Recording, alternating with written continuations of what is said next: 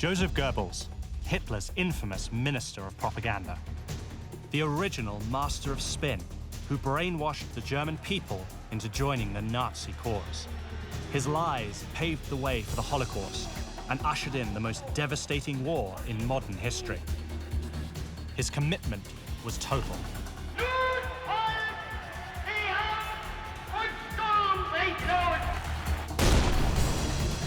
To murder your 6 children, it requires devotion that becomes evil in itself.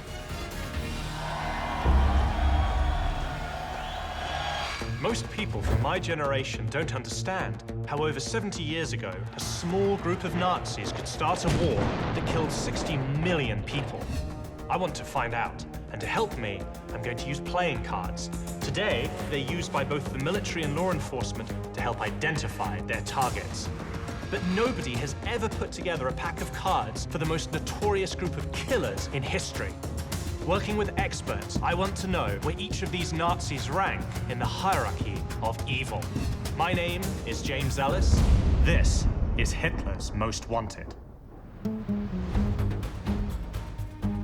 I think the thing about the Goebbels to me that's so ironic that he's this key figure in the regime, but he's this short guy.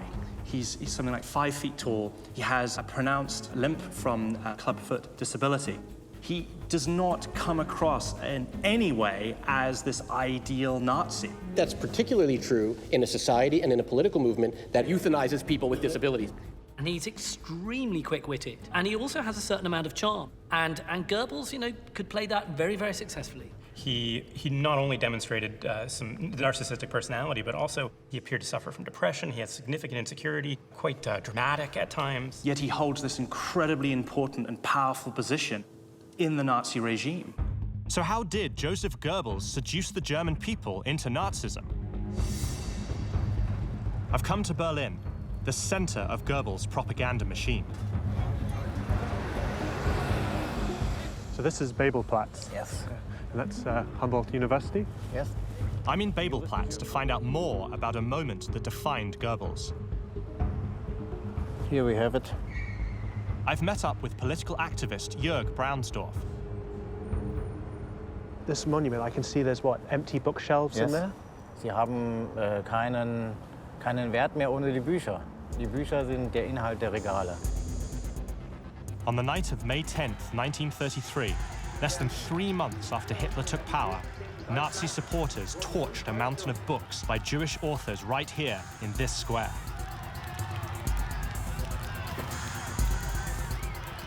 Die Aktion wurde insbesondere organisiert von dem Nationalsozialistischen Hochschulbund. Gegen Mitternacht kam Goebbels und hielt dann noch eine Rede, eine Propagandarede. Das Zeitalter eines überspitzten jüdischen Intellektualismus ist nun zu Ende. Der Durchbruch der deutschen Revolution hat auf dem deutschen Weg wieder die Gasse freigemacht.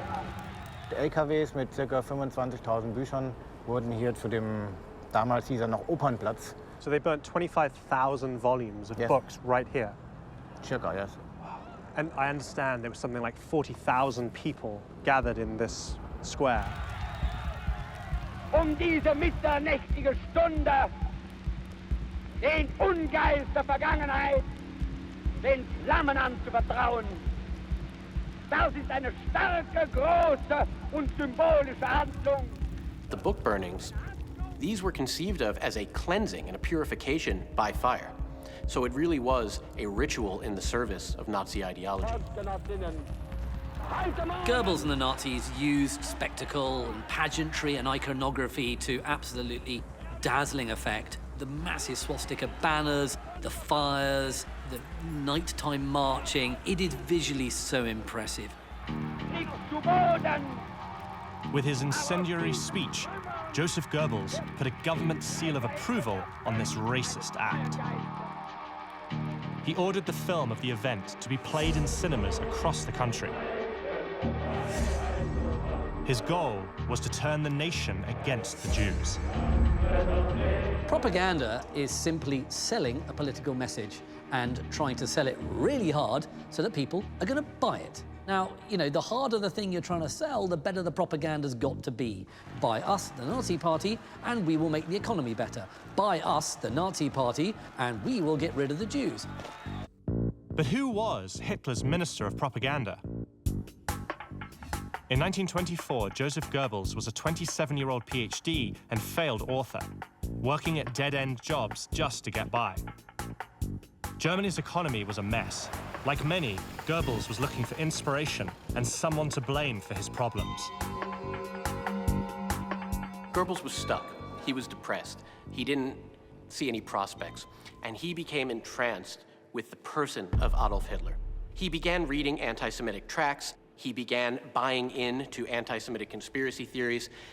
He began thinking of himself as somebody who was loyal to the idea of the folk or the race. And he saw Adolf Hitler almost as a religious savior. He wrote, "We need a firm hand in Germany. Throw out the Jews who refuse to become real Germans. Give them a good beating, too." Germany is yearning for an individual, a man, as the earth yearns for rain in the summer.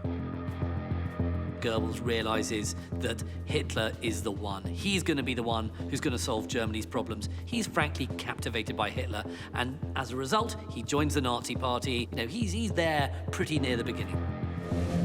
Goebbels was an intellectual and proved to be a skilled speechwriter and powerful public speaker. Hitler quickly recognized him as a valuable ally. In 1926, he sent Goebbels to Berlin to spearhead the Nazi cause there. Goebbels, you know, is good at stage managing his own appearances. Hitler does the same thing. You know, like all good public speakers, they have an instinctive feel for their audience, but they also have that kind of narcissism that drives that type of figure on. He starts to peddle propaganda. You know, he gets those leaflets printed. He starts mounting an information war. Now, who's Goebbels targeting with his information war? Well, it's the same old enemies. It's the communists and the Jews.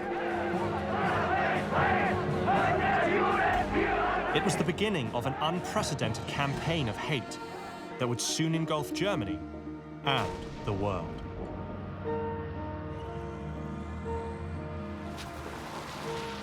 It's history that Jörg Braunsdorf, who owns Berlin's Tucholsky bookstore, fears we may soon be doomed to repeat. Internet propaganda, fueled by far-right groups, is sharply on the rise in Germany.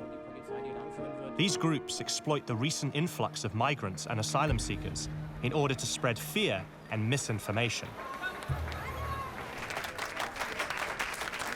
So this is a meeting with people from the local community, and they're here to discuss a forthcoming counter-protest against what they're describing as a neo-Nazi demonstration. Es ist eine Auftaktveranstaltung und Informationsveranstaltung aufgrund eines angekündigten bundesweiten Aufmarsches von Neonazis am 3. Oktober. Und diese Decken sind das Symbol von ihnen geworden. Und the upcoming far-right march and others like it has Jörg and his group fearing that Germany is on a dangerous path towards fascism once again. Plakaten für den 3. Oktober. They've invited me to observe their countermarch in a few days' time. Dinge entwickeln wollen. Also wir wollen nicht nur gegen Nazis demonstrieren, sondern wir wollen für eine Zivilgesellschaft demonstrieren. Und die Tatsache, dass in Deutschland der Rechtsradikalismus bis in die Mitte der Gesellschaft mittlerweile angekommen ist, macht das auch notwendig. In the late 1920s, Josef Goebbels organized similar marches as part of his campaign to propel Hitler and the Nazi Party into power. At the end of the decade, his efforts get a huge boost from a global crisis. The stock market crash of 1929 and the resulting worldwide depression created adverse conditions for Germany, and Goebbels exploited those conditions to his own benefit and to the benefit of the Nazi Party. You have a series of elections in which Goebbels is able to engage in electioneering and to see the Nazis increase their share of the vote. In 1933, Hitler became Chancellor of Germany. As his Minister of Propaganda, Josef Goebbels moved to control newspapers, radio broadcasts, and film production. Heute Morgen 10 Uhr hat der Boykott begonnen. Er wird bis die Mitternachtsstunde fortgesetzt. Goebbels now commanded a national stage, and cultivating anti-Semitism became official government policy. In the spring of that year, Goebbels took to the podium in front of a massive Berlin crowd. Vollzieht sich mit einer schlagartigen Wucht, aber auch mit einer imponierenden Manneszucht. Goebbels was committed to removing Jews from the social, cultural, political, and economic life of Germany. And he was committed to spreading propaganda in order to make this happen. The speech sparked a surge in vandalism to intimidate Jewish business owners and discourage customers. For Goebbels and the Nazis, graffiti was a cheap and easy method of propaganda to spread hate.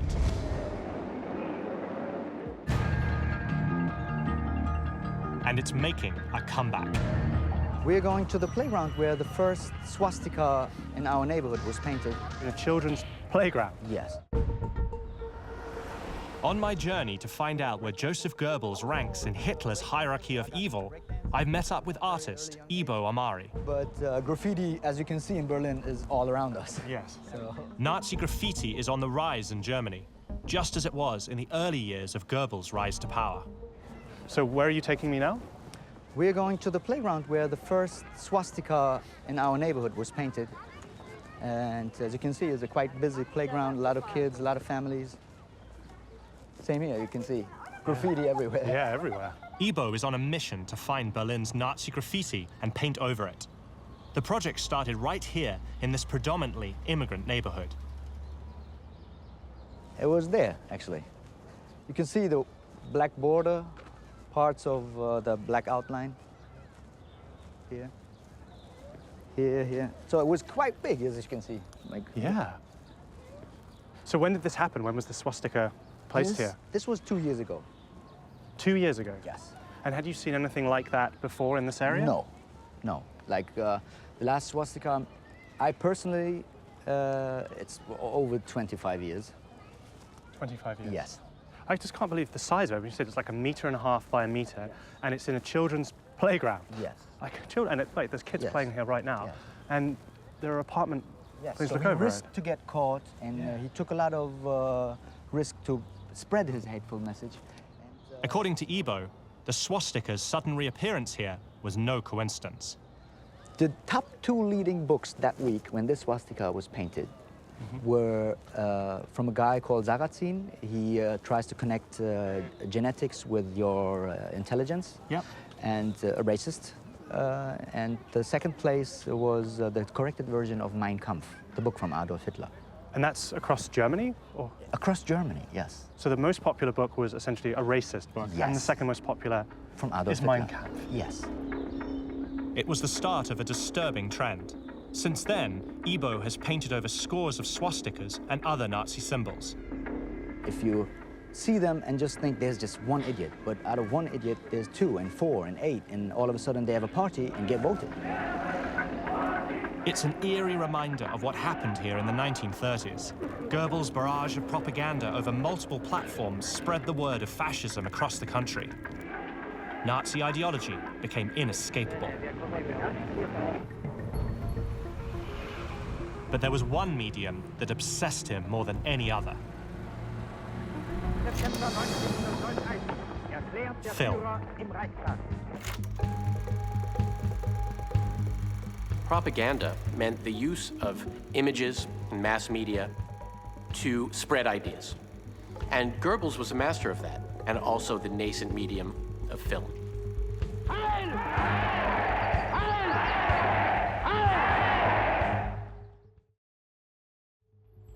Goebbels made hundreds of propaganda films, sometimes personally overseeing their production. I want to find out more about the methods he used, so I've come to a Berlin cinema to screen one with someone who knows the tricks of the trade. Alexa? Hi. I'm James. Alexa Karolinski is a documentary filmmaker. I understand you have an interesting perspective on Nazi propaganda films. I grew up Jewish in Germany. All my grandparents were Holocaust survivors. So in order to understand my own identity and where I was growing up, I was always very interested in basically how this was how this could have happened and how the Nazis were able to win over the hearts and minds of the German people. So what makes propaganda different to, say, art and documentary? Art is there to, as an expression of the artist or as a comment on society. And I think that propaganda is there to basically make you feel like you are part of something larger and that you get to partake in like a collective narcissism, for example, in the case of Nazis, or new flare-ups when it comes to nationalist white supremacy. We're watching a never-released propaganda film, shot in Warsaw's Jewish ghetto. The film features callous Jewish policemen mistreating fellow Jews. Its intent was to portray them as a subhuman infestation of Poland. So we're seeing here, obviously, violence being meted out against people, but the people who are committing the violence are not Nazis because they got the Star of David on their arms. This kid here. It's the same boy getting up twice in different shots. Yeah, the same kid. I mean, I wonder if this whole thing was staged. Everybody's wearing these gray and dark coats, and he has this like crisp, cream-colored or white trench coat, and he really pops in the crowd. That's some smart styling and art direction. This is just the kind of visual trickery Josef Goebbels became a master of. Despite the twisted nature of how he employed these methods, some consider him to be ahead of his time. The whole idea that any violence that you see in this is being perpetrated not by Nazis, but by Jews. So it's Jewish violence against Jewish people, and building that whole conspiracy that they do it to themselves. And you wonder how staged those actions actually are, like that as an example, whether they're just grabbing someone random or yeah, they probably are grabbing someone random. I don't know. Although that woman's reaction makes you wonder. No, that was real. That was for sure real. That was real. I mean, it's real in the sense that there are real people on the street and they're like, run, just run. Yeah. Go run. Today, even a modestly trained eye could spot Goebbels' filming tricks. But back in 1942, this just wasn't the case. You have to imagine a public that is not used to mass media and perhaps not as sophisticated in separating truth from fiction, in recognizing manipulation of images as we like to think we are. Fiction and reality are cleverly blurred. In effect, he's producing a 1940s version of what we now call fake news. This is racism at its ugliest and most hateful. To audiences back then, it served to reinforce the stereotypes about Jews that Goebbels had been peddling for years. So what are some of the stereotypes that we are seeing on screen here? Jews bargaining, doing business. The collar is like flipped up, two men talking with each other. Maybe they're up to no good. Also in the propaganda footage and all this footage, you usually see Jews as kind of like sheepish, like just following and walking and sad and hungry. You rarely see them defending themselves. Yeah. So they're depicting them as poor, despicable, dirty people. The consequence of being part of the Jewish world conspiracy is that is how you will end up. Propaganda is absolutely vital for them in order to be able to sell what they want to do, in order to promote all the objectionable policies that they're going to carry out. Without the propaganda, the Nazi grip on power would have surely been a lot weaker.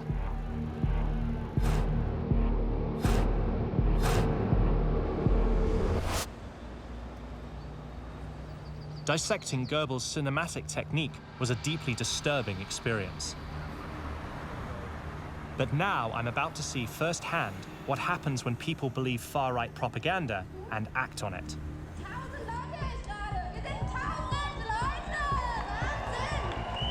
It's the day of Jörg Braunsdorf's counter-protest against a planned far-right march through Berlin. It comes on the anniversary of a huge turning point in Germany's history, October the 3rd, Reunification Day. What should be a celebration of German unity has instead become a standoff between two deeply opposed ideals.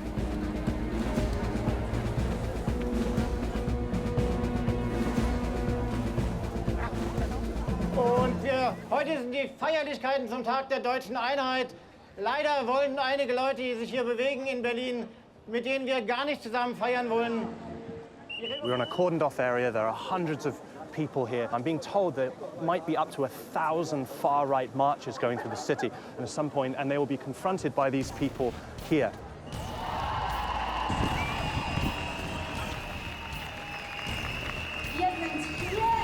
So we're expecting a far-right march from here any moment. There are hundreds of counter-protesters here behind this barricade and hundreds more on the other side. In this area, there are dozens of cops, some of them in riot gear. It is so tense right now. You can tell that they don't know what to expect, and they're clearly prepared for things to get violent. See, my goodness, that looks like an armored vehicle. They're definitely preparing for the worst, that's for sure. They're making their presence very clear to the marchers that are on their way. It's very tense. The counter-protesters are behind the barricade. The cops are here, riot gear. There's cops all around this area. Anything could happen right now. Here they come.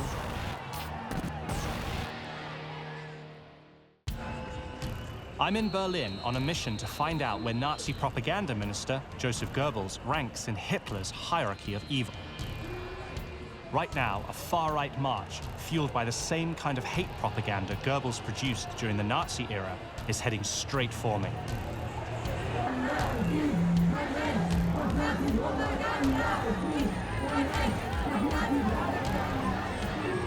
So the people from some of these buildings have been throwing stuff down on the marchers, and some sort of a scuffle has broken out. One marcher is led away with a head injury.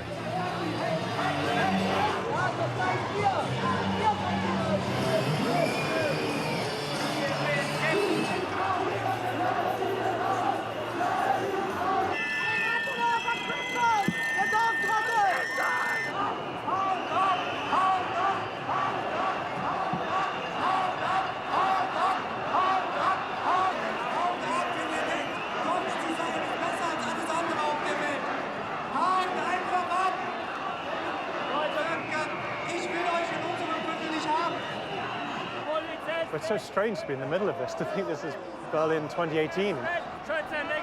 Thankfully, there were no serious confrontations. The far-right marches pass, and I look for counter-protest organizer Jörg Braunsdorf to get his thoughts. Das Wunderbare war im Grunde genommen der Nachmittag. Es waren bestimmt 3-mal bis 4-mal so viel, wie wir erwartet haben.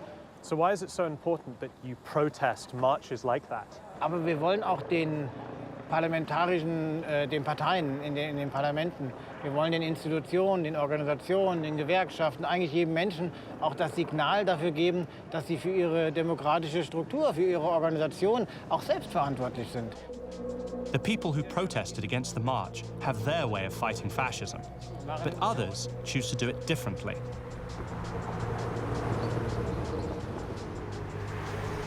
Not far away, graffiti artist Ibo Amari is teaching today's young Berliners some visual trickery of his own.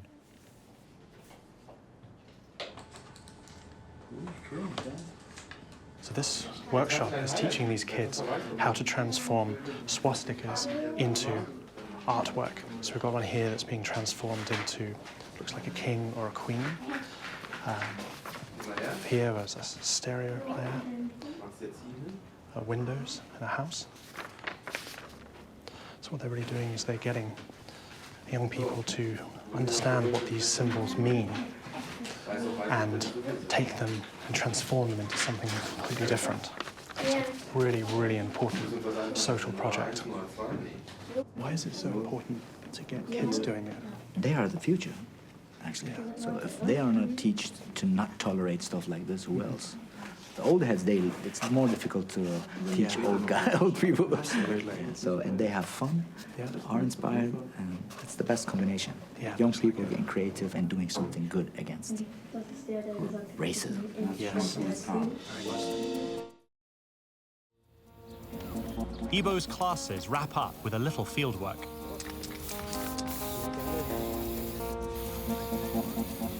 By each stroke, he's reducing hate, actually. So the more he paints, the less hateful the message gets. And when he's done, that you can see what it was before. Yeah. You've seen the kids, what they've done. Yeah. So you as an adult should be much easier for you. I don't know about that. Then, yes. Like that? Yes. A little closer.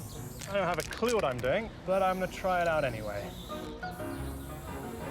Ja, der will aber auch keinen riesen Hinkelstein haben. Guck mal. Muss ganz, ganz fest sein. Siehst du auch bei den großen sind nicht. Yeah. So, was it difficult? No, it was easy. See? Like, the next time when you see a swastika and nobody removes it, just go there, grab 2 cans and make a cat as you did. Kannst du das nachmalen? Vielleicht? Wollen wir es probieren? She just said she can draw better than you. Oh, I'm sure she can. That's because you've gone to his workshop. Yeah, das kann auch sein, yeah. I just love how you do this. Like, you transform something that's so horrible, but you're sending a message because, say, someone had, whoever put that swastika there originally comes by, then they suddenly like, oh my God, like, what happened to my swastika? It's now a cat? Like, it's a real, like, you're sticking it to those people. It is an answer, definitely. And we did not like leave a hateful message like that unanswered. No. So it's an answer with love, creativity, and a lot of fun, huh? Macht Spaß. Yeah. Yeah. This has been such an amazing experience being a part today of this program, whereby they are transforming these horrible, racist images of swastikas, and they are changing them into these beautiful pieces of artwork instead. I think it's so empowering, and it sends such an important message to the creators of the swastikas here, that these people are not going to let it stand, and that they are going to transform it into something completely different. I think it's so important, and it's been such a powerful experience for me to be part of this. If anyone had attempted this 80 years ago, however, they would have been arrested, possibly even killed. In Germany, under Nazi rule, resistance was close to futile. By 1941, the country was fully under Goebbels' propaganda spell. But he was about to use that control to help launch an attack that was nothing short of madness. His method of rallying support for that campaign relied on one of the oldest tricks in the book. He built fear. We can never win that war without crushing Soviet Union.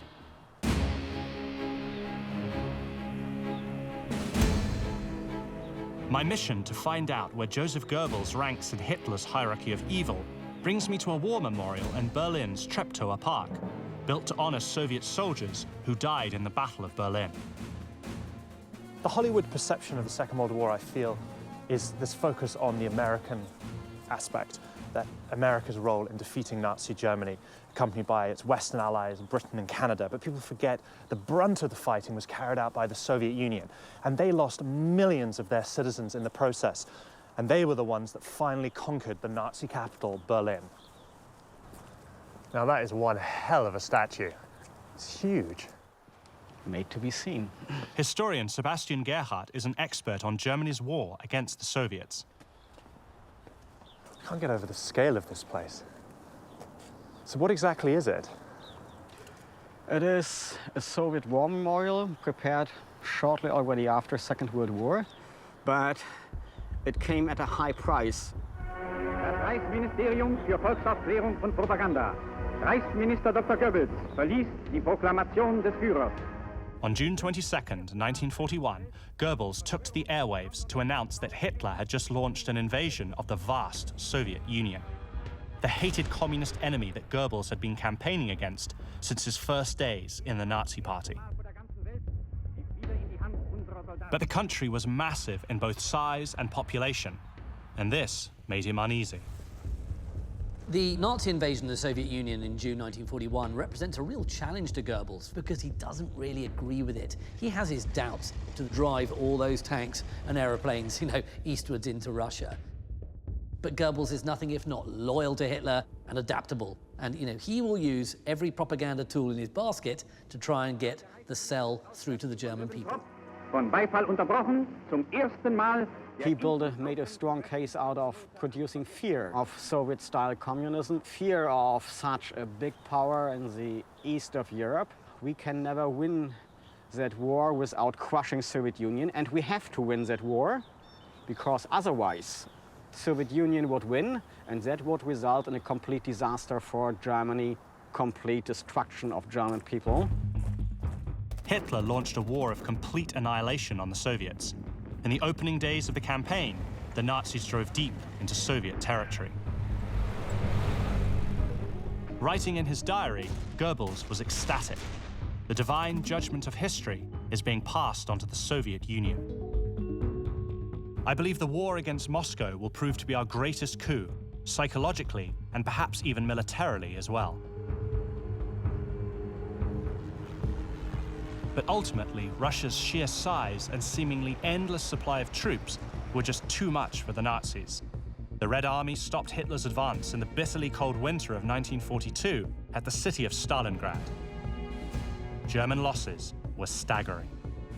What really fights Goebbels' propaganda, and there's nothing he could do about it, is the death of someone in your family. If you've lost a son, if you've lost a husband, if you've lost a father on the Russian front, no words from Goebbels, no propaganda message is going to counter that sense of loss. Goebbels realized the war was going badly and tried to rally the nation.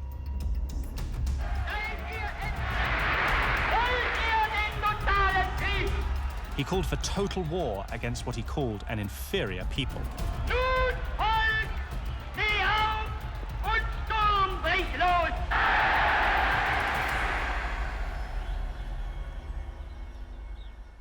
And then the irony is that the Soviets did come, and they did defeat the Nazis, and they did conquer half of Germany. Yes, they did. But even after they liberated all parts of the Soviet Union from Nazi occupation at the end of 1944, afterwards by going to other countries in Eastern Europe and going to Berlin, outside the Soviet Union have been killed more than 1 million Soviet soldiers. I mean, do we have an idea of how many Soviet citizens, soldiers and civilians, died defeating Nazi Germany? About 27 million Soviet citizens killed during Second World War. 27 million. Out of a population of about 190 million people. That makes that every family had casualties. Those numbers, that's just absolutely unbelievable. It is understandable why the Soviet Union did not break down even with these heavy casualties. There really was no choice than to win the war against Hitler. It was either win or face annihilation. Yes, either or. Like all Soviet war memorials in Berlin, it is a cemetery too, for about 7,000 Soviet soldiers buried here. Wow. So many losses. Yeah, I think it's interesting to understand that we're in the middle of Berlin. We're not in Russia, we're in the middle of Berlin, and we're standing in a Soviet war memorial and graveyard in Berlin. Yes. And that's because the Soviets conquered Berlin at the end of the war in Europe. There was no other chance to make an end to Nazi Germany, and so they had to.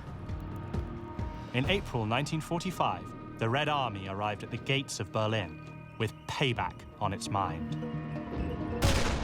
Well, the revenge aspect. Yes. At the very end in Berlin, there was heavy fighting up to May the 2nd, 1945. And in the Battle of Berlin, how many Soviet soldiers are estimated to have been killed? About 80,000, that is the official Soviet account. 80,000? 80,000. And how short a period are we talking here? We are speaking about less than 3 weeks. In 3 weeks, 80,000 Soviet soldiers dead? Yeah. Wow. While the battle for Berlin raged in the streets, Josef Goebbels, along with his wife Magda and their 6 children, took refuge with Hitler and other high-ranking Nazis in an underground bunker in the city's central district. It was there that Goebbels spent his final days, and where his story came to a horrifying conclusion. verstanden zu leben und so werden wir auch verstehen zu sterben. So, das hat er gesagt als faktisch letzte Worte. In my mission to find where Josef Goebbels ranks in Hitler's hierarchy of evil, I'm looking for the Berlin site of the underground Führer bunker where he died. It's not easy to find. I'm here to meet Berlin journalist Lothar Heinke, who's going to tell me about Goebbels' final hours as the Red Army closed in on this spot. Hi. Hello. I'm James. Hello, James. Guten Tag. Very nice to meet you. Okay. So I had quite a trouble finding this place because there's nothing left here of the bunker. So No, nothing. nothing. Nothing. The Soviet Red Army hat das gesprengt und dann war das beseitigt worden. How long has that plaque been there? Steht dort seit 2006. Und der Staat hat sich eigentlich nicht so richtig getraut, hier entweder den Bunker wieder zu öffnen und als Touristenattraktion. Das Dritte Reich hat ja die halbe Welt durcheinander gebracht und hat Millionen Tote. Teil des Systems. Nicht? Und hier war das Ende des Systems, des Nationalsozialismus. So how did it all end here for Goebbels? Es muss hier eine ziemlich bedrückte Stimmung in diesem Bunker gewesen sein. Es ging alles wild durcheinander. Hitler hat sich erschossen mit Eva Braun. On April 30th, 1945, Hitler committed suicide to avoid the humiliation of being captured. Only a day earlier, the Führer had named Josef Goebbels to be his successor as Chancellor of Germany. Der Goebbels hat sich verabschiedet von seinen Leuten und hat, wie gesagt, dem Telefonisten die Hand gegeben, was er nie gemacht hatte vorher. Und hat ihm tief in die Augen geblickt und gesagt, wir haben verstanden zu leben und so werden wir auch verstehen zu sterben. So, das hat er gesagt als faktisch letzte Worte. Und dann ist er in sein Zimmer gegangen und hat sich mit seiner Frau vergiftet. Josef Goebbels and his wife were dead. German soldiers tried to burn the couple's bodies in the courtyard to keep the Soviets from using them as trophies. But the sight of Goebbels' charred remains were nothing compared to what was discovered deep inside the bunker itself. Josef and Magda Goebbels make the most appalling and evil decision that any parent can make, and that is to murder their children. They couldn't imagine any purpose in living or in having their children live in a world without Adolf Hitler and without National Socialism. For 21 years, Goebbels was devoted to Hitler and the Nazi Party. It was his life, it was his everything. In many ways, it was love, the worst kind of love, an obsessional lust for pure evil.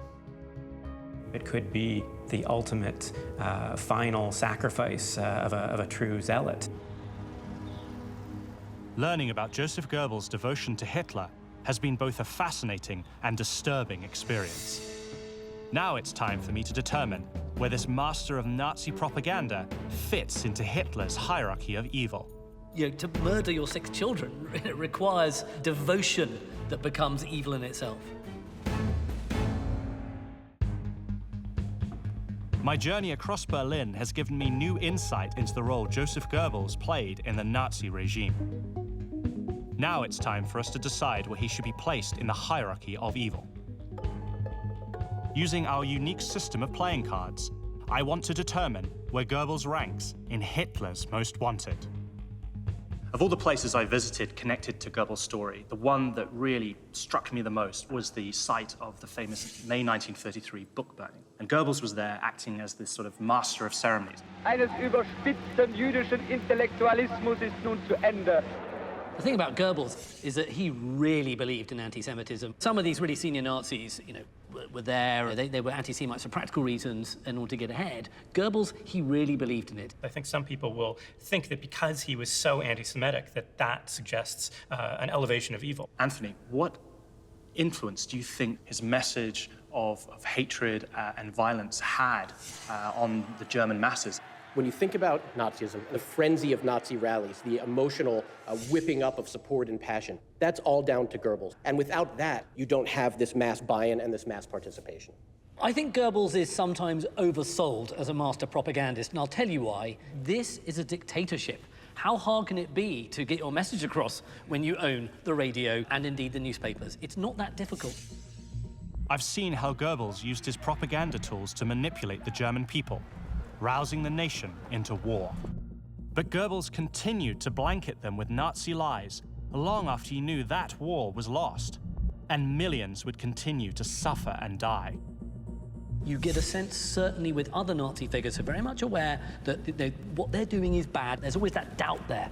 But with Goebbels, there never appears to be any doubt. It makes him very chilling. Yeah, pure devotion. He's doing it, that's wrong. He's doing it anyway. Goebbels really was devoted to the cause. But to prove his loyalty to Hitler and the Nazi regime, Goebbels not only kills himself, but kills all of his children. What does that say about him? I think that does prove exceptional evil. From the perspective of a father, to murder your 6 children requires devotion that becomes evil in itself. I would see it as a genuine sense that there was no point having his children alive in a world without Nazism, without Hitler as a savior. It's hard to imagine a more severe version of fanaticism. It's this level of commitment to the Nazi cause that makes him one of the most dangerous of all Hitler's followers, a true believer to the very end. So what I'd like to do now is discuss where the three of you think that Goebbels would rank in the Nazi hierarchy of evil. So Anthony, what are your thoughts first? The Nazi crimes weren't random, they were systematic. And as Minister of Propaganda, as the choreographer of Nazi pageantry, and as a fanatical anti-Semite, Goebbels was central to that system. Because of that, he's number 3. Guy? Yeah, I might take exception to you a little bit. The point is, the Nazis controlled the media. How hard is it to get your message across when you do so? That makes me want to go lower than you, but reluctantly, I'm going to go for a 3 as well. Matt? He certainly was the master of ceremonies. He was central. This couldn't have happened without him. But I'm curious about whether he would have been able to hold the knife himself. I'm going to rate him a little lower, 4 or 5. I'm going to disagree with you, Matt, because I think he did get his hands bloody. He did murder his own children for the cause, and his children became victims of Nazism. Also, his role as the Minister of Propaganda, I understand where you're coming from completely, Guy, but I just feel that that message being sent out and how virulently violent it was, I think that played such an important role in the crimes of the Nazi regime. So I'm going to have to say he ranks number 3, and that is the Ace of Diamonds. Minister of Propaganda Josef Goebbels orchestrated the brainwashing of Germany to pave the way for the Holocaust and the Second World War. For that and the murder of his 6 children, he ranks 3rd in Hitler's hierarchy of evil.